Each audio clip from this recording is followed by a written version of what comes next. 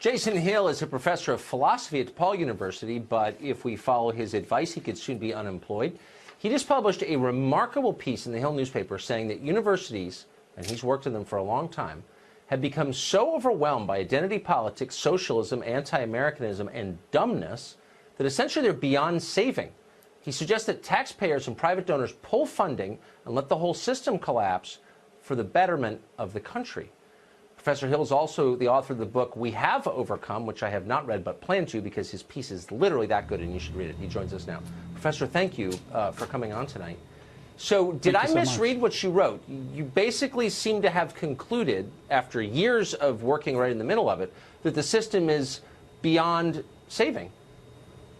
I think so. I think these Bolshevik-loving welfare scholars have basically hijacked the system and are indoctrinating our students with not just anti-American invectives, but against the very core values that form our republic: capitalism, free speech, the morality of wealth creation. And I think that we're seeing a correlation also between the anti-free speech movements that have been accelerating across campuses and the ideologies that are taking root in the classrooms, the cultural relativism, the revolt against the Western canon, the cultivation of different perspectives.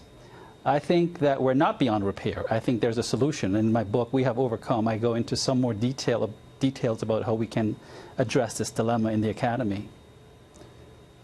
Well, within the confines of a cable news segment, sum it up for us. What do you think the solution is? I think the solution basically is for the federal government to stop funding universities that are spewing anti-American invectives, indoctrinating our students who exist in these curated silos and who are not used to other perspectives outside of their own and who are supposed to be getting a critical education. I think it's also time for alumni donors to start withdrawing their funds, or if they're funding universities, to start affixing conditions to their funding. You'd be surprised at the extent to which alumni donors just give millions and millions of dollars with no strings attached, no conditions attached. Start saying, if I'm donating $10 million or $100,000, I need pro-American values taught. I need conservative values taught. I need values advocating not cultural Marxism and